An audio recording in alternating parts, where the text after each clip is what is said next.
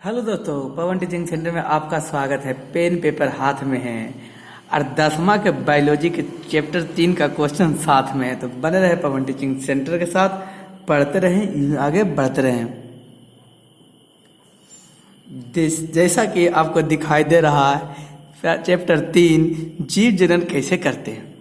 प्रश्न संख्या 1, पुष्पी पादपों में लैंगिक जनन होता है। 2016 में पूछा गया प्रश्न है। पुष्पी पादपों में लैंगिक जनन होते हैं। ऑप्शन नंबर ए पत्तियों द्वारा, ऑप्शन नंबर बी फूलों द्वारा, और ऑप्शन नंबर सी तना द्वारा, और ऑप्शन नंबर डी कोई नहीं। तब पुष्पों पादपों में लैंगिक जनन कैसे होते हैं? तो बोल सर कैसे होते हैं? तो लैंगिक जनन होते हैं फूलों द्वारा होते हैं। किसके द्वारा? फूलों द्वारा। प्रश्न संख्या 2, मानव मादा के जनन तंत्र का भाग नहीं है। ये प्रश्न 2016, 18 और 21 में पूछे गए हैं। मानव मादा के जनन तंत्र का भाग नहीं है। ऑप्शन नंबर ए अंडाशय, बी गर्भाशय, सी शकवाहिका, डी डिम्बाहिनी।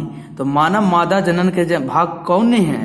तो बोल सर हम बताएं कि बताइए, शकवाहिनी नहीं है, गर्भाशय है ये, डिम्बाहिनी है ये, अंडाशय है ये। तो तीनों मादा जनन अंग है और शकवाहिनी जो है मादा जनन अंग नहीं है। प्रश्न संख्या 3, नर युग्म एवं मादा युग्म के संलग्न को कहते हैं। ये 2015 में प्रश्न पूछे गए हैं।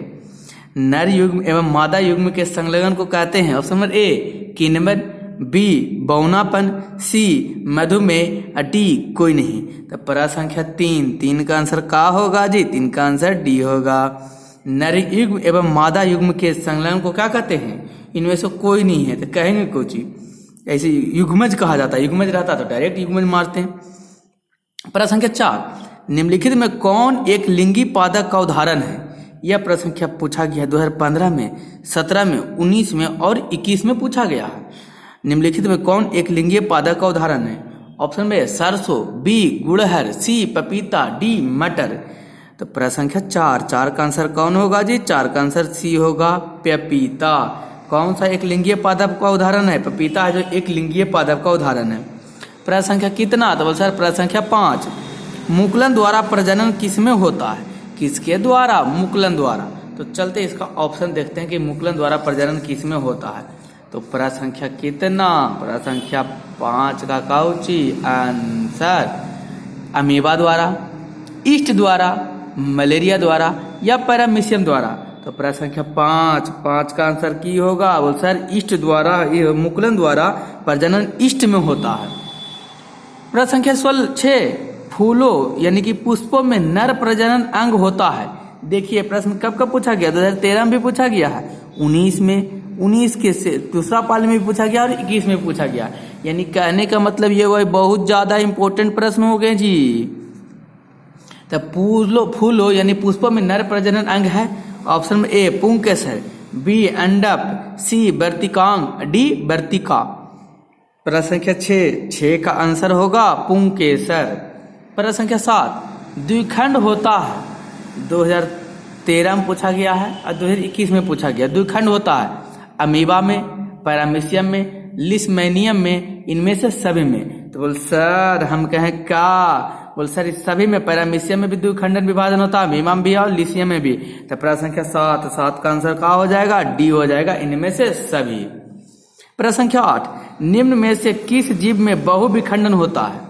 Option number A amoeba, B hydra, C malaria परजीवी, डी ईस्ट।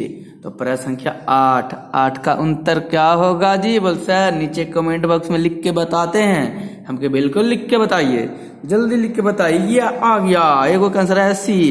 बोल निम्नलिखित जीव में बहुविखंडन होते थे। मलेरिया परजीवी में क्या होते हैं? बहुविखंडन होते हैं।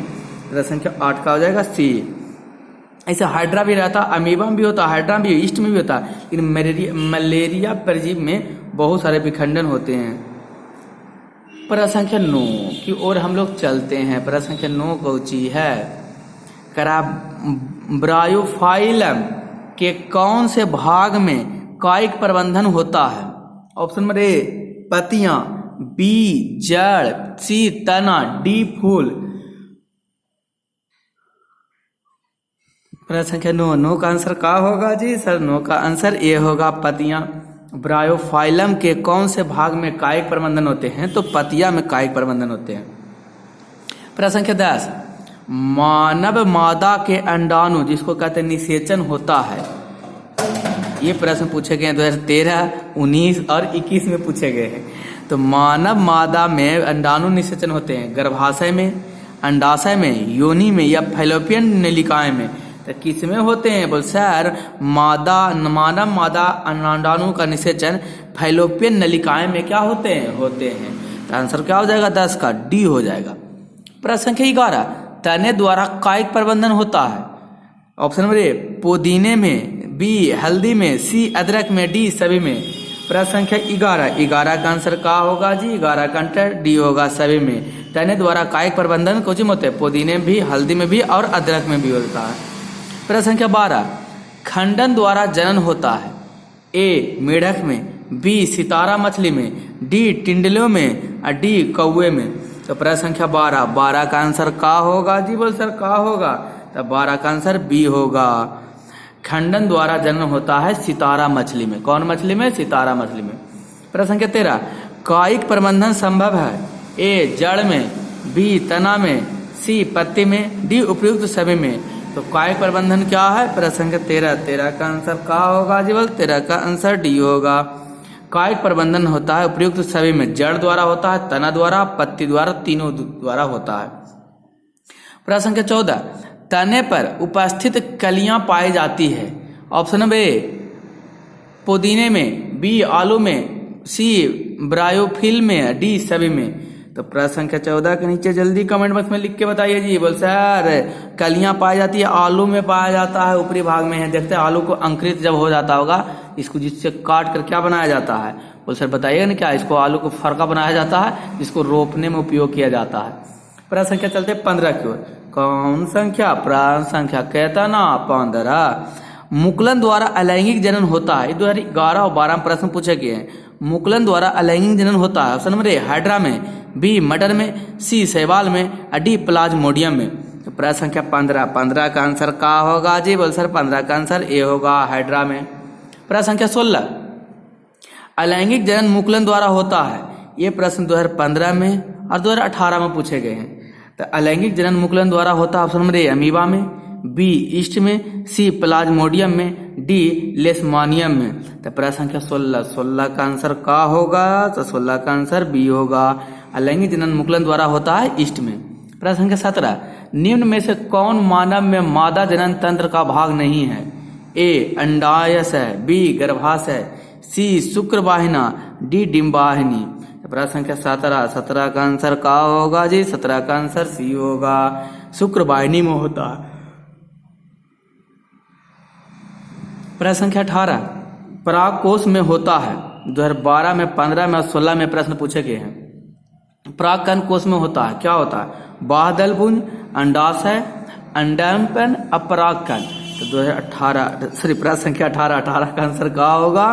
तो सर 18 का आंसर होगा परागकण। परागकोश में परागकण पाए जाते हैं। प्रश्न संख्या 19 में क्या होगा? जल्दी नीचे कमेंट बॉक्स में लिख के बताइए। बोल सर बता रहे हैं हम कि बिल्कुल बताइए। कौनशील गतिशील जनन कोशिका को नर युग्मज तथा जिस जनन कोशिका में भोजन का कौंडारण भंडारण संचित होता है उसे क्या कहते हैं? ऑप्शन नंबर ए जननांग, ऑप्शन नंबर बी उभयलिंग, ऑप्शन नंबर सी परागकण, ऑप्शन नंबर डी मादा युग्मज। तो प्रश्न संख्या 19 का आंसर क्या होगा? डी मादा युग्मज कहते हैं। कौन देने योग बात? ध्यान देने योग बात। प्रश्न संख्या 20, एड्स रोग का प्रमुख कारण है। ऑप्शन नंबर ए असुरक्षित यौन संपर्क, बी खून की कमी, सी विटामिन की कमी, डी पोषण की कमी। तो प्रश्न संख्या 20 का आंसर क्या होगा? तो बोल क्या होगा सर? 20 का आंसर ए होगा। एड्स रोग का प्रमुख कारण है असुरक्षित यौन संपर्क। एक रोग होगा, असुरक्षित यौन संपर्क कीजिएगा तो एड्स हो जाएगा। प्रश्न संख्या 21, पंखुड़ियों का रंग अधिकतर ऑप्शन ए पीला होता है, बी हरा होता है, सी लाल होता है, डी सफेद होता है। प्रश्न संख्या 21 का आंसर क्या होगा? पंखुड़िया का रंग अधिकतर कैसा होता है? विवसर पंखुड़िया का रंग अधिकतर हरा होता है। प्रश्न संख्या 21 का आंसर क्या होगा? बी होगा। प्रश्न संख्या 22, फूल का कौन सा भाग फल में बदलता है? ये प्रश्न पूछे गए 2018 2020 में पूछे गए हैं। फूल का कौन सा भाग फल में बदलता है? ऑप्शन नंबर ए पुंग केसर, स्त्री केसर, अंडाशय या बीज। प्रश्न संख्या 22 का आंसर क्या होगा? बोल सर हम कहें हाँ, तो 22 का आंसर सी होगा, अंडाशय। फूल का कौन सा भाग फल में बदलता है? तो फूल का अंडाशय जो कोच में बदल जाता है, फल में बदल जाता है। प्रश्न संख्या 23, पराग नलिका का बीजांड की ओर वृद्धि करना किस प्रकार के अनुवर्तन से संबंधित है? ऑप्शन नंबर ए प्रकाश अनुवर्तन, जिसको कोच कहते हैं फोटोट्रॉफी, बी गुरुत्वानुवर्तन, सी जलवानुवर्तन हाइड्रोट्रोपिक, डी रसायनोवर्तन कोमोट्रोफी। तो प्रश्न संख्या 23 का आंसर क्या होगा? और सर 23 का आंसर डी होगा, रसायनोवर्ती, जिसको कहते हैं केमोट्रोफिज्म। प्रश्न संख्या 24, कौन संख्या? प्रश्न संख्या कितना? 24 कह रहा है भ्रूण को मां के रुधिर से ही पोषण मिलता है। इसके लिए एक विशेष संरचना होती है जिसे कहते हैं ए अंडवाहिनी, बी अंडाशय, सी प्लेसेंटा, डी इनमें से सभी। 2018 में प्रश्न पूछे गए हैं। प्रश्न संख्या 24 का आंसर क्या होता है? सी होता है प्लेसेंटा। प्रश्न संख्या 25, निम्नलिखित में से कौन पुनरुद्भव का उदाहरण है? 2019 में क्वेश्चन पूछा गया है। निम्नलिखित में से कौन पुनरुद्भव का उदाहरण है? Option number A hydra, B amoeba, C spirogyra, D इनमें से कोई नहीं। तो प्रश्न संख्या 25 का आंसर क्या होगा? 25 का आंसर ए होगा। निम्नलिखित में से कौन सा पुनरुद्भव का उदाहरण है? तो हाइड्रा है पुनरुद्भव का उदाहरण है। प्रश्न संख्या 26, पुंग केसर पुष्प का कौन सा जनन अंग है? ऑप्शन नंबर ए नर, बी स्त्री, सी दोनों, डी इनमें से कोई नहीं। प्रश्न संख्या 26 का आंसर क्या होगा? तो सर 26 का आंसर हो जाएगा ए पुंग केसर पुष्प का कौन सा जनन अंग है? पुंग केसर पुष्प का नर जनन अंग है। उसी प्रकार चलते प्रश्न संख्या 27 की ओर। पुष्पों में यौवनारंभ के लक्षण है ए दाढ़ी एवं मूछ का उगना, बी कंठ का फूटना, सी मांसपेशियों का उभार आना, डी ए सभी। प्रश्न संख्या 27 का आंसर क्या है? तो 27 का आंसर डी है। पुष्प में यौनारंभ के लक्षण है दाढ़ी का भी बढ़ना, कंठ का फूटना और मांसपेशियों में उभार आना। ये पुरुषों में क्या है? यौन का आरंभ होता है। यौवनारंभ मतलब कह सकते युवा अवस्था में आता है। प्रश्न संख्या कितना? बोल सर हम कहें का? प्रश्न संख्या 28 हम लीजिए बता देते हैं। 28 में स्त्रियों में यौवनारंभ के लक्षण है ए स्तनों की वृद्धि, बी नितंबनों का उभरना, सी रजोधर्म का प्रारंभ, डी ए सभी। प्रश्न संख्या 28 का आंसर क्या होगा? बोल सर 28 का आंसर डी होगा, वृषण का भी बढ़ना। और निम्नलिखित में नर जनन अंग में वृषण, शुक्रवाहिनी, मूत्रमार्ग ये सब है जब मनुष्य के नर जनन अंग के अंतर्गत आते हैं। प्रश्न संख्या 30, शुक्राणुओं को मोचन कहा होता है? ये प्रश्न 2013 और 2016 में पूछे गए हैं। ऑप्शन नंबर ए अधिवृषण, बी शुक्रवाहिनी, सी वृषण, डी शुक्राशय। प्रश्न संख्या 30 का आंसर क्या होगा? तो बोल सर 30 का आंसर होगा शुक्रवाहिनी। प्रश्न संख्या 31, स्त्रियों में अंडाशय की संख्या कितनी होती है? Option number A 1, option number B 2, option number C D, option number D 4। तो बोल सर हम कहें हाँ, बोले होता है जो फिलोपियन ट्यूब होता है जो कै गो होता है? 2 गो होता है। तो स्त्रियों में अंडाशय की संख्या कितनी होती है? 2 होती है। मनुष्य में निषेचन के फलस्वरूप बनता है भ्रूण, बीजाणु, युग्मज और इनमें से कोई नहीं। निषेचन के समय क्या बनता है? तो सर 32 का आंसर हो जाएगा सी। निषेचन के समय क्या बनता है? युग्मज का बनता है। कह सकते युग्मज तैयार होता है। प्रश्न संख्या कितना? 33, वृषण में बने शुक्राणु संचित होता है? ऑप्शन नंबर ए शुक्राशय में, बी अधिवृषण में, सी शुक्रवाहिनी में, डी मूत्र मार्ग में। तो प्रश्न संख्या 33 का आंसर क्या होगा जी? 33 का आंसर बी होगा, अधिवृषण में। वैसे परिवर्तन जो जीवों के नियंत्रण से बाहर होते हैं कहलाते हैं ए टकराना, बी क्षमता, सी निकेत, डी परिवर्तन। प्रश्न संख्या 34, 34 का आंसर क्या होगा? 34 का आंसर सी होगा, निकेत। प्रश्न संख्या 35 की ओर हम लोग बढ़ चुके हैं। तो सर बता दीजिए, एक लिंगी पुष्प का उदाहरण है। कौन लिंगी? एक लिंगी। तो एक लिंगी पुष्प कौन सा होता है जो देखते हैं? बोल सर बताइए कौन सा होता है? तो एक लिंगी पुष्प होता है पपीता, सरसों, उड़हर, इनमें से कोई नहीं। बोल सर ऐसा प्रश्न तो अभी आया था, हमकी जल्दी बताइए। तो सर एक लिंगी पुष्प होता है जब पपीता को होता है, जो पुष्प होता है एक लिंगी पुष्प होता है। प्रश्न संख्या 26 की ओर हम लोग चलते हैं। प्रश्न संख्या 26 में क्या कह रहा है? मानव जनन अंग किस आयु में परिपक्व एवं क्रियाशील होता है? ऑप्शन नंबर ए 12 में, बी 18 में, सी 24 में, डी 30 में। ये प्रश्न 2017 में पूछा गया है। तो प्रश्न संख्या 36 का आंसर क्या होगा जी? बोल सर क्या होगा? 36 का आंसर बी होगा। मानव जनन अंग की आयु में परिपक्वता एवं क्रियाशीलता 18 वर्ष में होती है। प्रश्न संख्या 37, शुक्राणु का निर्माण होता है ए वृषण में, बी गर्भाशय में, सी अंडाशय में, डी इनमें से सभी में। तो शुक्राणु का निर्माण होता है। प्रश्न संख्या 37 का आंसर क्या होगा? बोल सर क्या होगा? तो 37 का आंसर ए होगा, वृषण में। प्रश्न संख्या 38, लिंग गुण सूत्र का पूर्ण जोड़ा पाया जाता है। ये प्रश्न 2018 में पूछे गए हैं। लिंग गुण सूत्र का पूर्ण जोड़ा पाया जाता है। ऑप्शन नंबर ए पुरुष में, बी स्त्री में, सी पुरुष और स्त्री दोनों में, डी किसी में नहीं। तो प्रश्न संख्या 38 का आंसर क्या होगा? बोल सर क्या होगा? 38 का आंसर बी होगा, स्त्री में। लिंग गुण सूत्र का पूर्ण जोड़ा पाया जाता है कोचि में, स्त्री में पाया जाता है।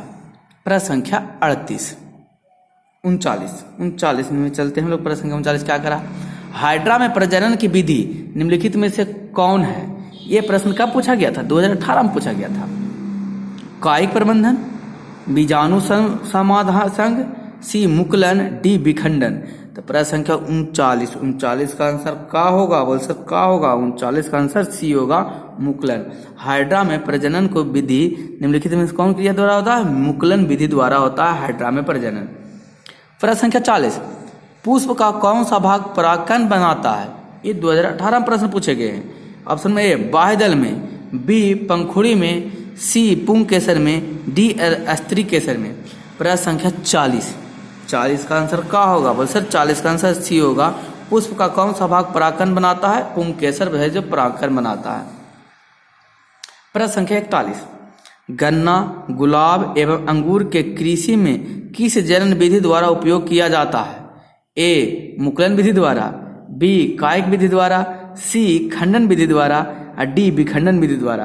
प्रश्न संख्या 41 का आंसर क्या होगा? 41 का आंसर बी होगा, कायिक विधि द्वारा होता है।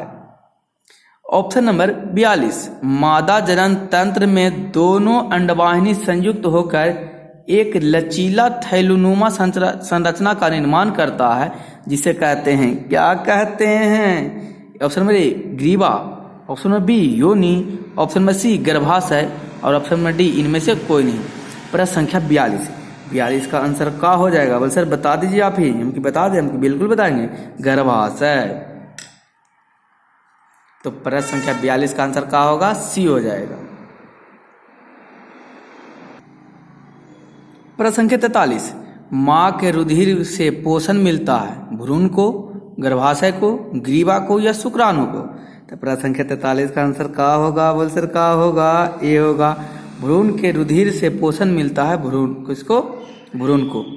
प्रश्न संख्या 44, मानव मादा में गर्भकाल का समय होता है।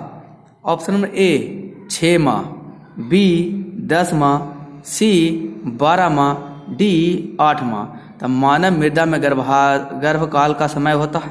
प्रश्न संख्या 44 का आंसर क्या होगा? 44 का आंसर ए होगा।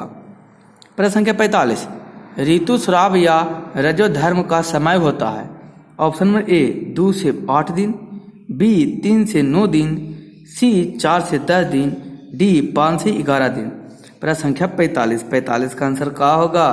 तो सर ऋतुस्राव रोजधर्मा का समय होता है 2 से 8 दिन तक होता है। प्रश्न संख्या 46, निषेचन क्रिया के पश्चात युग्मज में क्या बनता है? क्या बनता है सर? ऑप्शन नंबर ए बीज, बी भ्रूण, सी खून का थक्का, डी इनमें से सभी। प्रश्न संख्या 46, 46 का आंसर का होगा, 46 का आंसर बी होगा। प्रश्न संख्या चलते हैं कितना की ओर चलते हैं, तो प्रश्न संख्या चलते हैं हम लोग 47 की ओर। वह प्रक्रमण जिसके द्वारा जीव अपने जैसी संतान की उत्पत्ति करता है कहलाता है। जनन, डायफ्राम, निषेचन या भ्रूण। बोल सर ये भी पूछने वाला बात है, जो अपने जैसा जीव का जनन करता है वो क्या कहलाता है? जनन। उत्पत्ति करता है वो जनन कहलाता है। जनन की तो परिभाषा यही होता है। प्रश्न संख्या 48, जनन कितने प्रकार के होते हैं? ऑप्शन नंबर 2, बी 3, सी 4, डी 1। प्रश्न संख्या 48 का आंसर क्या होगा? 1 होगा। जनन कितने प्रकार के होते हैं? 2 प्रकार के। प्रश्न संख्या 49, इसमें कौन अलैंगिक जनन की विधि है? ए विखंडन, बी मुकुलन, सी बीजाणुजन, डी इनमें से सभी। प्रश्न संख्या 49 का आंसर काउची होगा सर? बोले अलैंगिक जनन, विखंडन, मुकुलन, बीजाणु क्या है? सब अलैंगिक जनन है। तो आंसर क्या हो जाएगा? प्रश्न संख्या 49 का आंसर हो जाएगा टी। कौन देने योग्य बात, ध्यान देने योग्य बात, कौन लर है? बोल सर क्लियर है। 49 के बाद आएगा प्रश्न संख्या कितना की ओर चलेंगे हम लोग? बोल सर 49 के बाद तो आता है 50। आप तो एक कॉमन दिखा रहे हैं, हम लीजिए 50 भी आपको दिखाई दे दिया। प्रश्न संख्या 50 में क्या करा? किस प्रकार के जनन में जनन के शरीर से कलियां निकलती है? ए मुकुलन में, बी विखंडन में, सी अपखंडन में, डी बीजाणुजन में। तो किस प्रकार के जनन में निकलता शरीर से कलियां?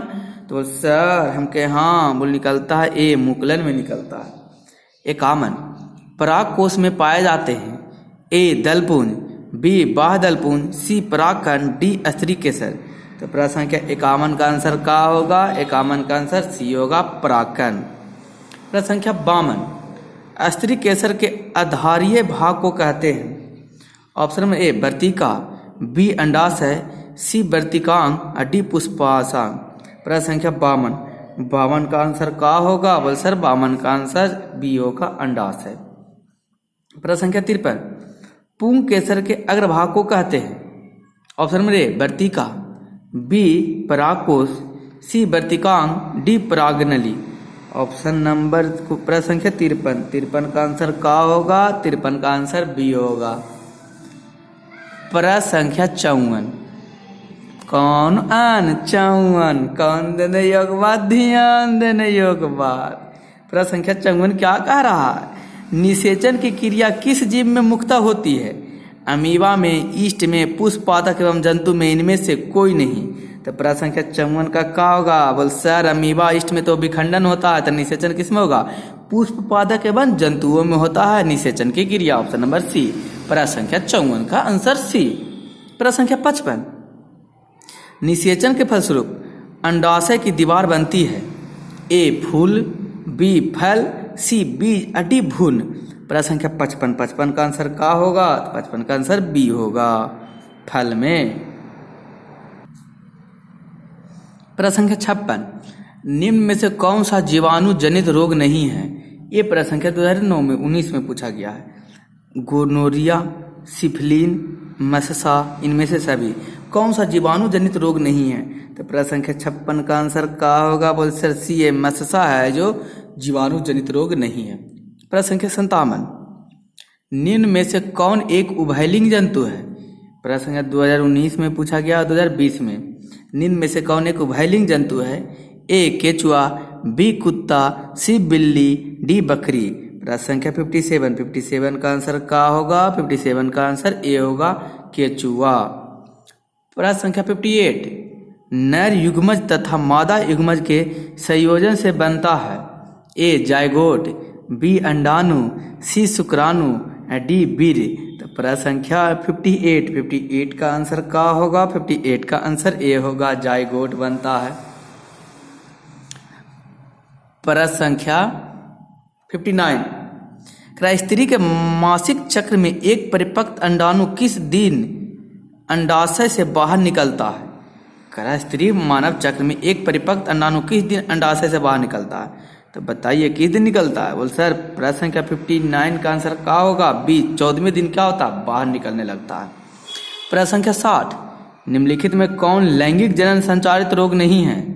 ए एड्स, बी गोनोरिया, सी सिल्फिश, डी टाइफाइड।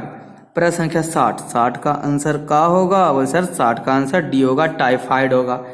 कौन सा लैंगिक जनन संचालित रोग नहीं है? टाइफाइड है जो लैंगिक जनन संचालित नहीं है। एड्स, सिफिलिया और गोनोरिया, ये सब है एड्स लैंगिक जनन संचालित रोग है। उसी प्रकार हम लोग चलते हैं प्रश्न संख्या कितनी की ओर चलते हैं? प्रश्न संख्या 61 की ओर चलते हैं। अमीबा में लैंगिक जनन किस विधि द्वारा होता है? 2000 में पूछा गया है। ऑप्शन ए मुकुलन, बी विखंडन, सी बीजाणुजन, डी इनमें से सभी। प्रश्न संख्या 61, 61 का आंसर का होगा? बोल सर 61 का आंसर बी होगा, विखंडन विधि द्वारा। ऑप्शन नंबर प्रश्न संख्या 62, 62 का आंसर? बोल सर पहले 62 का क्वेश्चन, आप तो आंसर के लिए जा रहे हैं। हम चलिए 62 का पहले क्वेश्चन पढ़ते हैं। पौधे में जनन अंग कहाँ पाए जाते हैं? ऑप्शन नंबर ए तना में, बी जड़ में, सी पुष्प में, डी फल में। तो कहाँ पाए जाते हैं जी? तो बोल सर प्रश्न संख्या 52 का आंसर होगा सी, पुष्प में जनन अंग पाए जाते हैं। प्रश्न संख्या 62 का आंसर सी हो जाएगा। प्रश्न संख्या 63, निम्नलिखित में किसमें द्विखंडन नहीं होता है? ये भी प्रश्न 2021 में पूछा गया था। अमीबा में, ईस्ट में, पैरामीशियम में, यूग्लिना में। प्रश्न संख्या 63 का आंसर का होगा? बोल सर 63 का आंसर बी हो जाएगा, ईस्ट में। प्रश्न संख्या 64, परागकण निम्न में से किसके अंदर बनते हैं?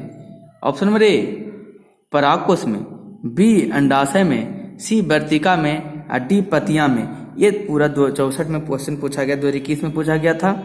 परागकण निम्न में से किसके अंदर बनते हैं? प्रश्न संख्या 64, 64 का आंसर का होगा जी? 64 का आंसर ये होगा, परागकोश में परागकण बनते हैं। कौन देने एक बात, ध्यान देने एक बात। हम पूरा चैप्टर 3 का टोटल 64 प्रश्न हम लोग कर चुके हैं। चैप्टर 22 हम लोग प्रश्न कर चुके हैं। लगभग इसका 64 क्वेश्चन हो गया एक चैप्टर से। प्रत्येक क्वेश्चन पूरा फिजिक्स, केमिस्ट्री, बायोलॉजी से मात्र आपको आएगा 80 क्वेश्चन बनाना है। 80 क्वेश्चन में मैं आपको एक चैप्टर से 70, 80 क्वेश्चन मैं आपको बता रहा हूँ। क्या लगता है कहीं से प्रश्न छूटेंगे? बिल्कुल नहीं छूटेंगे। छूटेंगे तो भी नहीं छोड़ना है। लगभग आपको ये टैली कर ही जाएगा। 100 प्रश्न में मात्र 80 क्वेश्चन बनाना कर दिए। 100 प्रश्न में मात्र 50 प्रश्न बनाना है, यानी कि 50 क्वेश्चन आएगा। तो सोचिए 50 क्वेश्चन हम 80 से 67 क्वेश्चन बता रहे हैं हर एक चैप्टर से। इसी में कोई ना कोई क्वेश्चन रिपीट हो जाएगा। इसलिए मैं कहता हूँ ध्यान देने योग्य बात है। क्या कीजिए, एक ही वीडियो को बार बार देख लीजिए, या आप इसको रिवीजन कीजिए, या तो याद कर लीजिए, जिसको आपको एग्जाम में आवे तो एक प्रश्न छूटे नहीं। कौन देने एक बात, ध्यान देने एक बात। कौन लर है, क्लियर है। यदि आपको वीडियो अच्छा लगा है तो वीडियो को लाइक कर, चैनल को पहली बार है तो चैनल को सब्सक्राइब करना ना भूलें। बने रहे पवन टीचिंग सेंटर के साथ, पढ़ते रहें, आगे बढ़ते रहें। अंत में मैं आपको यही कहूँगा, छोटे को प्यार दे, बड़े को सम्मान करें, अपना व्यक्तित्व इस तरीका से कायम रखें कि आपके साथ रह रहे स्त्री भी सुरक्षित महसूस कर सके। अंत तक वीडियो देखने के लिए धन्यवाद। बने रहे पवन टीचिंग सेंटर के साथ, पढ़ते रहें, यूं आगे बढ़ते रहें।